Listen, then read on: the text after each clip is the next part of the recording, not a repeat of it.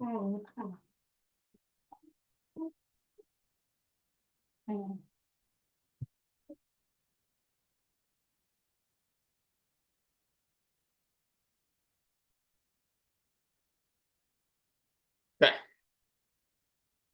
talk about dominoes. So this puck comes low to high. All the defenders are compressed down on Toronto because the puck was stalled. So that was a trigger for them to pressure up and send numbers. So they were very compressed in that situation. So if the puck does successfully get low to high and the offense, like Montreal did, could win the puck and send it to space, this can be the start of dominoes. So you can think of dominoes as an advantage. And when we typically think of advantages, we think of simple numbers. So 2 on 1, 3 on 2, 4 on 3. Those are our typical situations where we think of advantages. But an advantage can be deemed and created simply from having space and a skilled player like Lane Hudson right here with the puck. So upon receiving the puck, he has a ton of space to operate. He's a skilled player. So this can be deemed the start of a dominoes sequence. And when you get dominoes or an advantage, the goal is to, once you have it, keep it and compound it. And you don't want the defense to get back to neutral.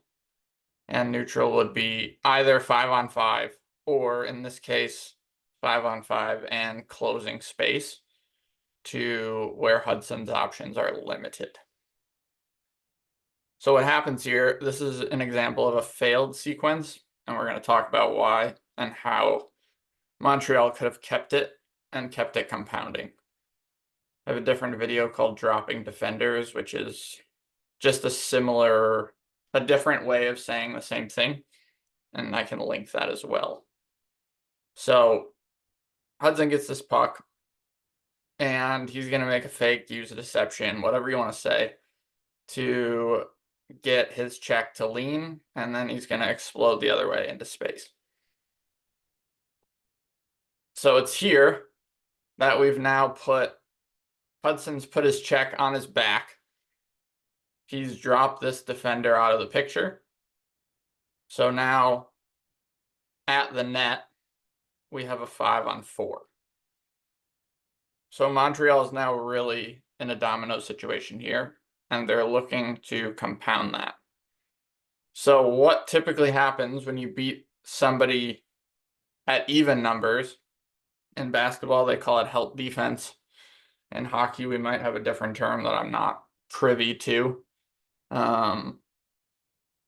But there's going to be a rotation that happens, or people having to cover for other people's missed assignments. So the next closest check is this guy right here. He's going to have to make a decision. Do I let Lane Hudson just walk into the slot, or do I apply pressure? And typically in these situations, they're going to apply pressure, and you're going to draw 2 people to you.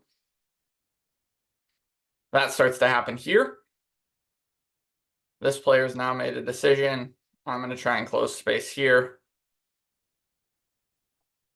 And the failed dominoes happens due to this player. So as this space is vacated, we would like to see, in an ideal world, this player start to creep into the space that he's vacating.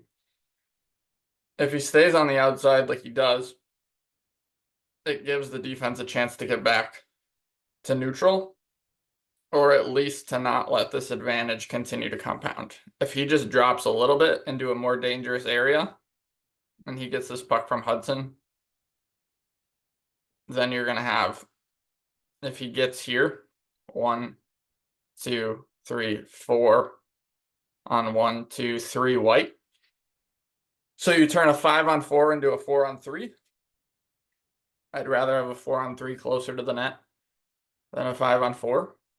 So that's an advantage compounding. He has to get into this space. What happens is he stays on the outside.